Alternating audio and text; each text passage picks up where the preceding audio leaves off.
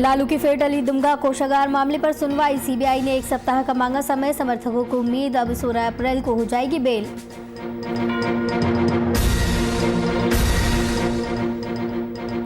Nalanda court में corona को लेकर प्रवेश पर रोक। नाराज वकीलों ने किया मेन गेट पर हंगामा। अनिश्चितकालीन हड़ताल पर बैठे वकील।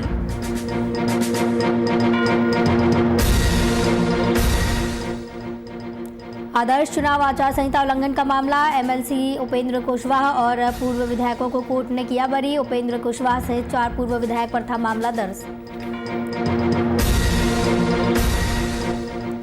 कोरोना की जकड़न में देश। जामताड़ा में लगातार बढ़ रहे कोरोना के केस। एसपी दीपक कुमार सिन्हा ने की मास्क लगाने की अपील।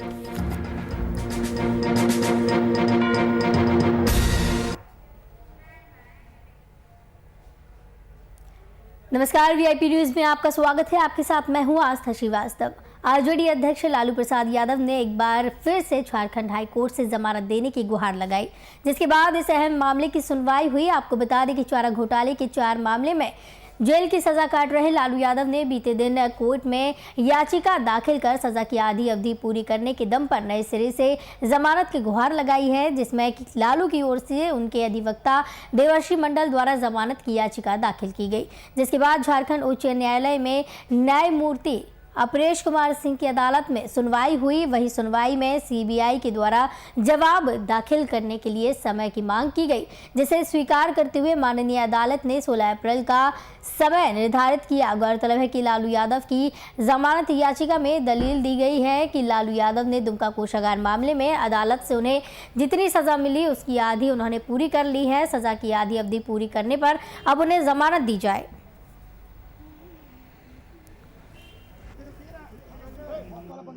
एक सप्ताह का तो न्यायालय के द्वारा माननीय न्यायालय के द्वारा उन्हें 3 दिन का समय दिया गया जवाब दाखिल करने के लिए। 3 दिन में वो अपना जवाब दाखिल करेंगे और 16 तारीख को फिर से सुनवाई होगी इस केस में। आज आप लोगों की तरफ से क्या रखा? हम लोगों की तरफ से कंप्लीट रखा गया कि पिछला जो 19 फरवरी का माननीय न्यायालय साहब का जज साहब का जो आदेश था कि 1 महीना 17 दिन हम शॉर्ट कर रहे हैं, वो पीरियड कंप्लीट हो चुका है। तब हमको इसको में आदेश कर दिया जाए हमारे पक्ष में।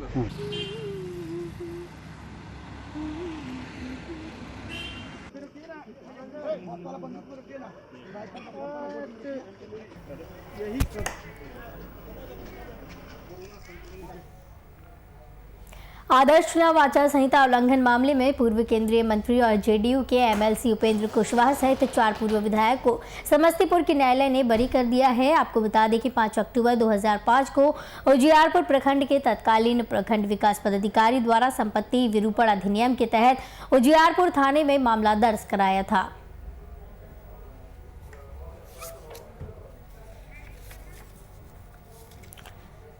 आदर्श चुनाव आचार संहिता उल्लंघन का मामला था। पूर्व केंद्रीय मंत्री और जेडीयू के एमएलसी उपेंद्र कुशवाहा सहित 4 पूर्व विधायक को समस्तीपुर के न्यायालय ने अब बरी कर दिया है। 5 अक्टूबर 2005 को उजियारपुर प्रखंड के तत्कालीन प्रखंड विकास पदाधिकारी द्वारा संपत्ति विरूपण अधिनियम के तहत उजियारपुर थाने में मामला दर्ज कराया गया था।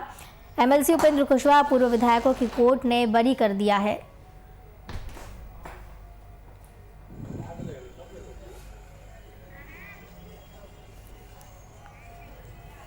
आपको बता दें कि पूरा मामला समस्तीपुर से देखने को मिला है, जहां पर आदर्श चुनाव आचार संहिता उल्लंघन का ये पूरा मामला देखा गया था, जहां पर एमएलसी उपेंद्र कुशवाहा पूर्व विधायकों को कोर्ट ने अब बरी कर दिया है। उपेंद्र कुशवाहा सहित 4 पूर्व विधायक पर मामला दर्ज किया गया था।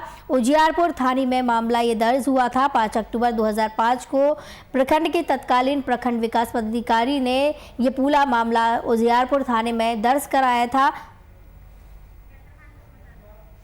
इस खबर की तमाम जानकारी के लिए हमारे साथ संवाददाता केसर खान जुड़े हुए हैं। केसर, आदर्श चुनाव आचार संहिता का जो मामला सामने आया था, इस दौरान जो भी आरोपी बनाए गए थे एमएलसी उपेंद्र कुशवाहा के साथ, सभी को बरी कर दिया गया है।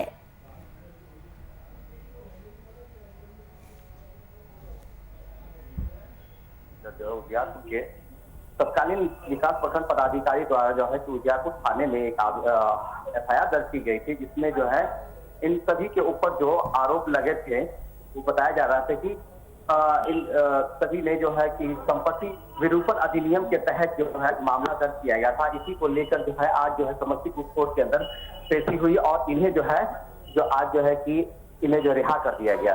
जी जी, इस दौरान क्या कुछ खुलासा हुआ है, क्या कुछ दलीलें कोर्ट में दी गई हैं जिसके बाद इन्हें बरी किया गया? जी, इन लोगों की तरफ से बिल्कुल कहना था कि हम लोग निर्दोष है, हम पे जो भी केस किया गया है वो बिल्कुल गलत है, हम कहीं से भी इसमें दोषी नहीं है, और इसी को देखते हुए न्यायालय ने जो है इन्हें जो है बरी कर दिया है। बताते चले कि उपेंद्र कुशवाहा समेत जो एमएलसी है अभी जेडीयू के, इनके साथ जो है पूर्व के जो 4 विधायक है, चंद्रवली ठाकुर हो, भाजपा के नेता सुशील कुमार राय हो, और जो 2 विधायक और है जो आज जो है सभी यहाँ उपस्थित थे और सभी को न्यायालय ने बरी किया है। इस दौरान दलीलें क्या कुछ दी गई थी, क्या कुछ सबूत इस दौरान सामने आए, सबूत के अभाव थे या क्या कुछ कारण थे? नहीं, बिल्कुल इन लोगों ने जो इनके जो वकील थे उन्होंने साफ तौर से कोर्ट में पेशी के दौरान उन्हें कहा कि हमारे जो भी है उनके विरुद्ध जो है जो गलत तरीके से प्रखंड विकास पदाधिकारी ने मामला दर्ज किया था, ये सब निर्दोष है और इन्हें जो है बरी किया जाए। इसी को देखते हुए जज ने इन्हें देखते हुए के बाद उन्हें जो है सभी को रिहा कर दिया। जी, जिस दौरान ये फैसला सुनाया गया बरी करने का, और क्या कुछ कहना था जज के द्वारा? जी, क्योंकि न्यायालय का मामला होता है और न्यायालय के अंदर जो है इस तरह का आपको जाने का आप जानते हैं आदेश नहीं होता। बहरहाल जो हमें जो उनके तरफ से जो लोगों द्वारा जो बताया गया कि एसीजीएम द्वारा न्यायालय में उपस्थित सभी जो उनके जो अधिवक्ता थे, जो बताया जा रहा है कि उपेंद्र कुशवाहा के अधिवक्ता थे, उन्होंने बताया है कि हमने अपने जो हमारे थे उनके विरुद्ध जो मामला था उन्हें हमने सारा विस्तार से जज को बताया, और जज ने इन सारी बातों को सुनने के बाद उन चारों को बरी कर दिया। इससे पूर्व में भी 2 दिन पहले जो है सभी को न्यायालय में उपस्थित हुए थे और जो मामला था उसे सुरक्षित लिया गया था, और आज जो है 9 अप्रैल को इन सबों को जो है बरी किया है। जी, बहुत बहुत धन्यवाद है कैसर खान संवाददाता हमारे साथ जुड़े थे इस खबर की तमाम जानकारी के लिए।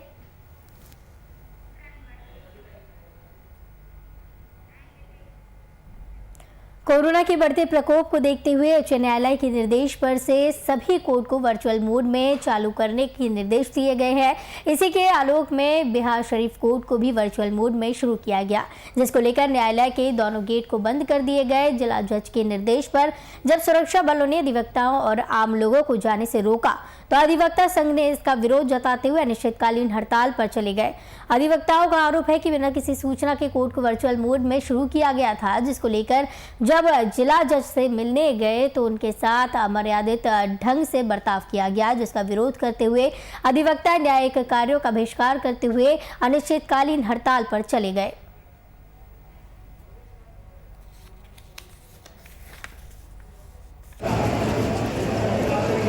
जिला एवं सत्र न्यायाधीश महोदय द्वारा बिना किसी पूर्व सूचना के, बिना किसी आपसी सहमति और वार्ता के न्यायालय परिसर के गेट को बंद कर दिया गया, और गेट बंद करने में यह निर्देश दिया गया कि अधिवक्ताओं का भी गाड़ी प्रवेश नहीं करेगा, आम जनता नहीं आएगा और नहीं आएगा, और बिना किसी पूर्व सूचना के वर्चुअल मोड में कोर्ट चलाने का उन्होंने एक तरफा मनमाना निर्णय लिया। माननीय परसों हमने अधिवक्ताओं और अफसर्स की मीटिंग की थी, और मीटिंग में ये निर्णय लिया गया था कि केवल अर्जेंट मैटर की हियरिंग हो आज तक के लिए, और आज शाम में अधिवक्ता और अफसर्स की मीटिंग का प्लान हम लोगों ने बना रखा था, लेकिन रात में माननीय पटना उच्च न्यायालय के द्वारा हमको निर्देशित किया गया कि तत्काल प्रभाव से कोर्ट को वर्चुअल मोड में लाया जाए।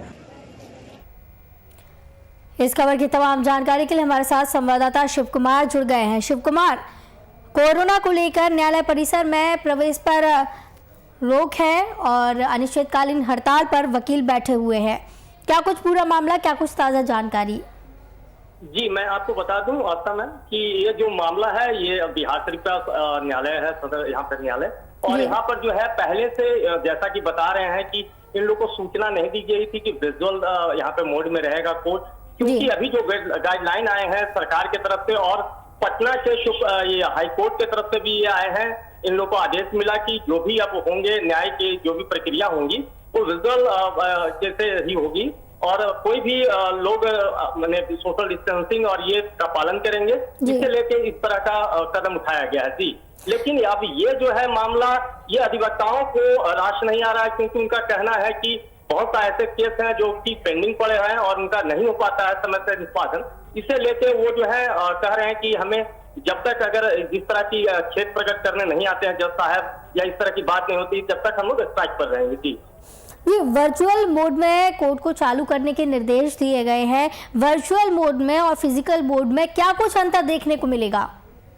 जी, मैं बता दूं कि अगर आप फिजिकल में रहते हैं तो कोर्ट परिसर में जज वहां पे बैठे रहेंगे, वहां पे वकील रहेंगे, वहीं पे सारा चीज रहेगा, यानी सोशल डिस्टेंसिंग का मेंटेन नहीं हो पाएगा। लेकिन विजुअल में, वर्चुअल में जो है वो आप ऑनलाइन करेंगे, वेबसाइट पे जाएंगे, वहां पे सारे बहस होंगे, सारे के सारे बिंदुओं पे बहस होगी।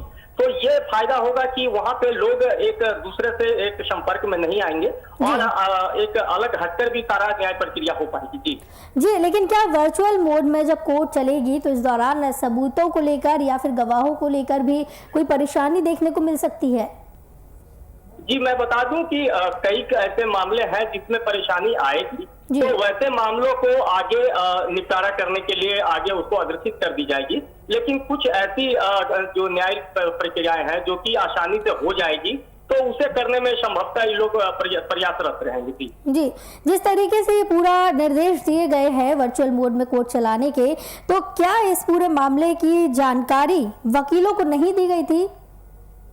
जी, मैं बता दूं ये मामला जो है वकील के यहाँ पे जिला अध्यक्ष है, उनके द्वारा इस तरह की बात बोली गई, लेकिन यही यहाँ पे जज साहब जो है हमारे, और उनके द्वारा जब स्टेटमेंट ली गई तो उन्होंने कहा कि 2 दिन पहले हालांकि हम लोग ने मीटिंग बुलाई थी, अधिवक्ताओं के साथ हमारी मीटिंग हुई है, उसमें सारी बातें रखेगी। जो संक्रमण का अभी डर चल रहा है, जिस रफ्तार में बढ़ रहा है ये फेज 2, तो इसमें हम लोग आने वाले समय में इस तरह का निर्णय ले सकते हैं। तो ये जानकारी इन लोगों को थी, लेकिन अचानक क्योंकि हाईकोर्ट पटना से निर्देश रात में ही आया और आज ही उसे इस मोड में किया गया, जिसे लेके ये लोग आक्रोशित है। जी, बहुत बहुत धन्यवाद शिव कुमार, हमारे साथ इस खबर की तमाम जानकारी के लिए नालंदा से जुड़े हुए थे।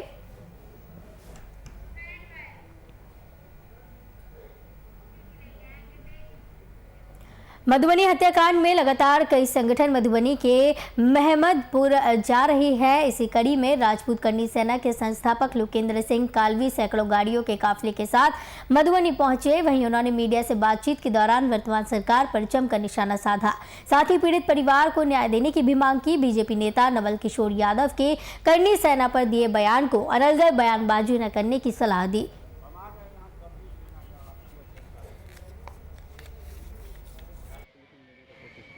महमदपुर बेनीपट्टी में जो नरसंहार हुआ है, पूरा देश देख रहा है कि वहाँ पे इतना बड़ा नरसंहार हो गया, एक पीढ़ी को ख़त्म कर दिया गया, एक फौजी के परिवार को फौजी समेत मार दिया गया, बंदूकों से गोलियों से छलनी करने के बाद बाकायदा कटार से उनके पेट काट दिए गए। इतना बड़ा निर्दयी कांड तो पाकिस्तान के बॉर्डर पे पाकिस्तानी भी नहीं करते हमारे फौजियों के साथ, जो हमारे देश में हमारे यहाँ पे उसके घरों में हो रहा है, और कोई बोलने को तैयार नहीं है। यहाँ के महामूर्ख नेता और इतने गड़बड़ झाला नेता जो यहाँ बैठे हैं और उनको एक बहुत छोटा सा कांड लगता है, उन सबको ये उनके आंख कान सब खोलने आए हैं कि हम लोग हमारे फौजियों के साथ अगर गलत होगा तो क्षत्रिय समाज क्या करेगा, करनी सेना क्या करेगी। खबर यूपी से है, जहां बेरिया से बीजेपी विधायक ने बड़ा बयान जारी करते हुए अपनी सरकार के शीर्ष नेतृत्व को आड़े हाथों लिया और साथ ही नसीहत भी दे डाली। इतना ही नहीं, उन्होंने यूपी के बलिया पुलिस पर गंभीर आरोप लगाए। अपनी ही सरकार पर नाराजगी जाहिर करते हुए विधायक सुरेंद्र सिंह ने पुलिस पर कई सवाल खड़े किए। बीजेपी विधायक की सरकार को नसीहत भी दी गई है।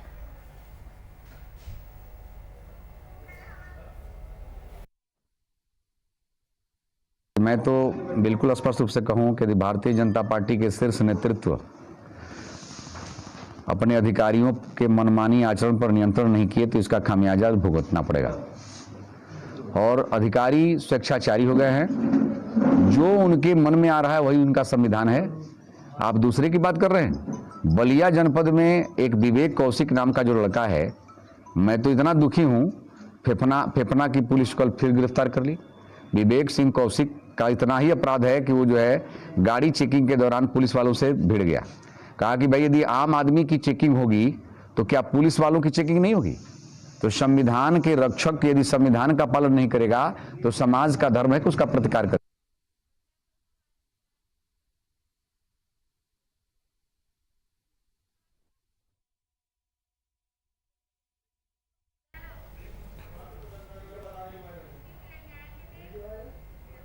झारखंड के 17 प्रवासी मजदूर दुबई में फंसे हुए हैं, जिसके बाद उन्होंने वीडियो जारी कर सरकार से आग्रह किया है कि उन्हें यहां से मुक्त कराया जाए। दरअसल काम के सिलसिले में एजेंट द्वारा प्रलोभन देकर उन्हें दुबई भेजा गया था, जिसमें अब उन्हें वहां काम के बदले पैसे भी नहीं मिल रहे। इसी वजह से मजदूर अब अपने वतन वापसी की गुहार लगा रहे हैं। बता दें कि दुबई में फंसे 17 मजदूर में 11 मजदूर गिरिडीह जिले के रहने वाले हैं। इसके अलावा शेष मजदूर हजारीबाग और बोकारो जिले के रहने वाले हैं।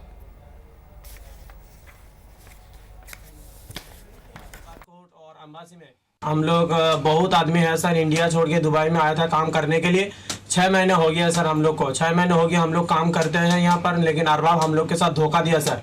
अरबाब हम लोग के साथ धोखा दिया, वो हम लोग को यहाँ छोड़ के इंडिया में चला गया। वो केरला अरबाब है सर।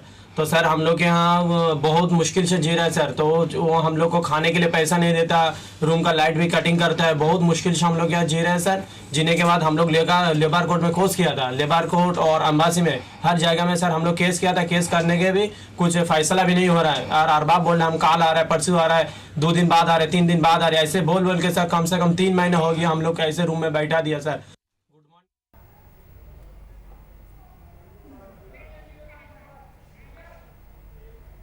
इस बीच इस वक्त की बड़ी खबर टीवी स्क्रीन पर आपको बता दें, इस वक्त की बड़ी खबर मधेपुरा से, जहां दिन दहाड़े अपराधियों ने लूट की वारदात को अंजाम दिया। मधेपुरा से इस वक्त की बड़ी खबर टीवी स्क्रीन पर, जहां पर अपराधियों के हौसले लगातार बुलंद होते जा रहे हैं। 5 हथियारबंद अपराधियों ने फाइनेंस कंपनी से लूटे 7 लाख रुपए। बैंक का लॉकर अपराधी साथ ले गए हैं। मधेपुरा से इस वक्त की बड़ी खबर टीवी स्क्रीन पर, अपराधियों के हौसले लगातार बुलंद। मामले की जांच में पुलिस जुटी हुई है। पुलिस का डर अपराधियों के मन से खत्म। लगातार अपराधियों के हौसले बुलंद होते जा रहे हैं। इस खबर की तमाम जानकारी के लिए हमारे साथ संवाददाता बंटी कुमार जुड़ गए हैं। बंटी, मधेपुरा के मुख्य शहर की ये जो पूरी घटना बताई जा रही है, 7 लाख की लूट की गई है, क्या कुछ पूरा मामला? जी आपका जैसे कि बता दें कि मधेपुरा के जो है शहर की घटना बताई जा रही है। जो है करीब 9:15 में 5 अपराधी आए थे और जो क्या कहते हैं फाइनेंस कंपनी के जो है काउंटर जैसे कि मतलब कुछ लोग जो है स्टाफ उसमें बैठे हुए थे और जो है क्या कहते हैं आए और फायरिंग मतलब जो हथियार दिखा करके जो एक को बंद कर दिया और जो है लेकर के जो है काउंटर को उठा के ले गए साथ, लॉकर उठा के ले गए साथ। जी, इस पूरे मामले की पुलिस क्या कुछ जांच कर रही है? जी जैसे कि बता दूं कि जो पुलिस अभी मामले की छानबीन कर रही है। फिलहाल सीसीटीवी लगी हुई थी, उसको खंगाला जा रहा है। अभी तक जो है किसी भी प्रकार की पुलिस सुराग नहीं निकाल पाई है। जी, कब तक इस पूरे मामले का खुलासा कर दिया जाएगा, क्या कुछ पुलिस का कहना है? जी पुलिस का कहना है कि सदर थाने की पुलिस पहुंची थी और बताया गया कि बहुत जल्द ही जो है इसकी जो है पुष्टि की जाएगी। फिलहाल जो है पुलिस लगातार जो है मामले की छानबीन में जुट गई है। जिस युवक के साथ ये पूरी घटना हुई है, जिससे ये पूरी लूट की गई है, 7 लाख रुपए की लूट ये जो की गई है, साथ में बैंक का लॉकर भी ले गए हैं, उनका क्या कुछ इस मामले पर कहना है कि 5 जो हथियारबंद युवक थे, क्या उन्हें पहचान पाने में वो सफल हैं या फिर नहीं पहचान पा रहे हैं? जी नहीं, ऐसा कुछ भी नहीं है। जो है वो सीसीटीवी लगी हुई थी जो उन्हें जो है पकड़ करके और जो है क्या मतलब जो है बाथरूम में बंद कर दिया गया था जो है, और तब फायरिंग करके और लॉकर उठा के ले गए हैं। जी बहुत बहुत धन्यवाद। हमारे साथ हमारे संवाददाता बंटी कुमार जुड़े हुए थे मधेपुरा से। बड़ी खबर टीवी स्क्रीन पर आप देख सकते हैं, जहां 5 हथियारबंद अपराधियों ने फाइनेंस कंपनी से 7 लाख रुपए की लूट की। देश भर में कोरोना का कहर लगातार जारी है। आपको बता दें कि कोरोना महामारी से बचाव के लिए मोकामा में वैक्सीनेशन का काम तेजी से बढ़ता जा रहा है। मोकामा बीडीओ मनोज कुमार ने रेफरल अस्पताल में दूसरी डोज ली और लोगों से कोरोना गाइडलाइन का पालन करने की भी अपील की। इधर शहरी और ग्रामीण लोगों में भी वैक्सीनेशन को लेकर होड़ सी मच गई है।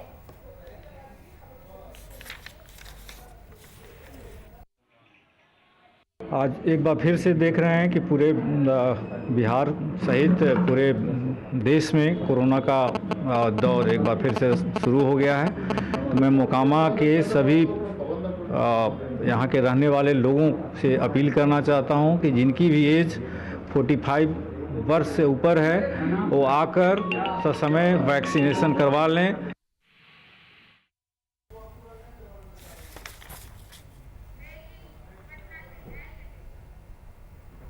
इसी बीच बड़ी खबर आ रही है राजधानी पटना से। टीवी स्क्रीन पर बड़ी खबर आपको बता रहे हैं। आपको बता दें कि वैक्सीन की नई खेप बिहार पहुंच चुकी है।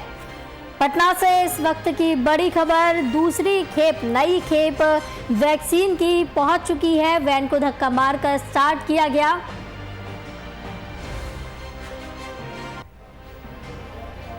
आपको बता दें कि बिहार में कोरोना वैक्सीन की कमी हो रही थी, जिसके चलते नई खेप पहुंच चुकी है बिहार। लोगों को वैक्सीनेशन करवाने में अब आसानी होगी। जिस तरीके से कोरोना की रफ्तार बढ़ती जा रही है और लोग भी वैक्सीन लगवाने के लिए पहुंच रहे थे कोविड सेंटर, वहां पर आपको बता दें कि वैक्सीन के खत्म होने से लोगों को थोड़ी परेशानियों का सामना करना पड़ा, लेकिन अब वैक्सीन की नई खेप बिहार पहुंच चुकी है।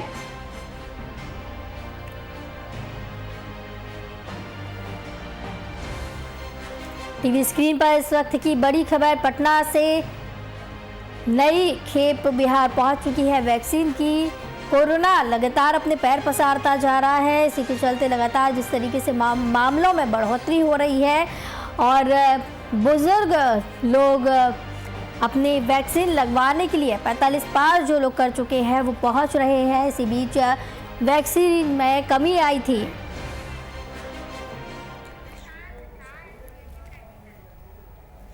इस खबर की तमाम जानकारी के लिए हमारे साथ एग्जीक्यूटिव एडिटर प्रशांत झा जी जुड़े हुए हैं। प्रशांत जी, जिस तरीके से बिहार में अभी देखा गया था कि वैक्सीन की कमी होने लगी थी और अब नई वैक्सीन की खेप बिहार पहुंच चुकी है, क्या कुछ ताजा जानकारी है? देखिए, पूरे बिहार में लगभग जो जिले हैं उन जिलों में जो कोविड के लिए जो वैक्सीन है, जो इम्यूनेशन बढ़ाने की वैक्सीन है, वो वैक्सीन अचानक कम हो गया था और इसकी वजह से जगह जगह जिलों में जहां भी ये वैक्सीन दिया जाता है वहां लोगों की लंबी कतार देखी जा रही थी। और इसको लेकर के आज जो है फिर से कोविड वैक्सीन का जो खेप है वो पटना पहुंचा है और इस वैक्सीन को फिर पूरे जिलों में जहां जहां वैक्सीन की कमी हो गई थी वहां पहुंचाने की तैयारी की जा रही है। और आपको एक बात और बता दें कि ये जो वैक्सीन है, पटना में तो कोई कमी नहीं थी पटना, मुजफ्फरपुर, गया में कमी नहीं थी, लेकिन भागलपुर जैसे इलाके जो सुदूर के इलाके हैं उन इलाकों में इसकी कमी हो गई थी, इससे लोगों को परेशानी हो गई थी। लेकिन सरकार ने आनंद फानंद में जिस तरह से इस वैक्सीन को मंगवाया है और फिर से तमाम जिलों में ये भेजा जा रहा है ताकि जो कमी है वो कमी को खत्म किया जा सके। जी प्रशांत जी, जिन जिलों में कमी हो रही थी वैक्सीन की, कब तक वहां पर आपूर्ति कर दी जाएगी? देखिए, जो यहाँ पर स्वास्थ्य विभाग के अधिकारियों से बातचीत हुई है और जिस तरह से उन लोगों का कहना था कि आज जैसे ही वैक्सीन आई है और आज ही ये तमाम जिलों में इन वैक्सीन की जो खेप है, ये पूरा का पूरा वैक्सीन जो डिस्ट्रिक्ट को उसमें डिस्ट्रीब्यूट करके जहाँ ज्यादा कमी है वहाँ मात्रा थोड़ा बढ़ाकर उसके बाद ये सारे वैक्सीन जो है, जो कोविशील्ड है, ये तमाम सभी जगहों पर आज ही भेजा जाएगा ताकि कल से नियमित तौर पर लोगों को वैक्सीन का डोज मिल सके। जी, कहीं ना कहीं वैक्सीन के पहुंचने से अब लोगों को जो परेशानियां हो रही थी उस परेशानी से निजात मिल सकेगी। बिल्कुल, क्योंकि कोविड वैक्सीन के लेकर के लोगों में एक बात पूरी तरह से बैठ गई है कि इस वैक्सीन को लेने के बाद वो सुरक्षित रहेंगे, इसलिए जो 45 साल से ज्यादा अधिक उम्र के लोग हैं वो लोग कतार में खड़े होकर के वहां वैक्सीन का इंतजार कर रहे थे और वैक्सीन खत्म होने की वजह से उन इलाकों में वैक्सीन का डोज लोगों को नहीं दिया जा रहा था, खास करके नए लोगों को। तो ऐसे में जैसे ही ये वैक्सीन आज शाम तक पूरे बिहार में जहां जहां कमी है वहां पहुंच जाएगा तो कल सुबह से तमाम लोगों को डोज मिलना शुरू हो जाएगा और उनकी जो परेशानी है वो भी खत्म हो जाएगी। जी प्रशांत जी, जिन जगहों पर वैक्सीन की कमी हुई थी, क्या वहां पर इस दौर में देखा गया कि कोरोना के आंकड़ों में तेजी आ गई हो वैक्सीन नहीं होने की वजह से? बिल्कुल, आपको ये बता दें कि भागलपुर के जो इलाके हैं वहाँ ये वैक्सीन कल से ही खत्म हो गया था और वहाँ जो नए आंकड़े आए हैं, जो यहाँ पर कोविड पेशेंटों की जो नई सूची आई है सरकार की, उस सूची में बढ़ोतरी है और इससे सरकार के सामने भी बड़ा आफत की स्थिति हो गई थी, क्योंकि वैक्सीन को तत्काल मंगाना था, लेकिन आज वैक्सीन आ गई है। और आपको बता दें कि बिहार में लगातार जिस तरह से कोविड पेशेंट की संख्या में बढ़ोतरी हो रही है, उस बढ़ोतरी से सरकार भी चिंतित है और आम लोग तो चिंतित हैं ही। हालांकि सरकार की जो गाइडलाइन है, उस गाइडलाइन को लोग फॉलो भी बहुत कम कर रहे हैं, लोग उसको डिजोबी कर रहे हैं। इस वजह से ये लगातार जो पेशेंट की संख्या है वो बढ़ रही है। अब चूंकि ये वैक्सीन भी आ गया है, जो वैक्सीन की कमी थी उसको भी पूरा किया जा रहा है, तो ऐसे में अब लोगों को उम्मीद है कि कल के बाद से जो रिपोर्टें आएंगी उसमें से कोविड पेशेंटों की संख्या में थोड़ी कमी जरूर आएगी। जी बहुत बहुत धन्यवाद प्रशांत झा, एग्जीक्यूटिव एडिटर हमारे साथ जुड़े थे इस खबर की तमाम जानकारी के लिए। टीवी स्क्रीन पर इस वक्त की बड़ी खबर आप देख रहे थे पटना से, जहां पर जिन जिलों में वैक्सीन की कमी थी वहां पर आपूर्ति कर दी जाएगी। वैक्सीन की नई खेप अब बिहार पहुंच चुकी है।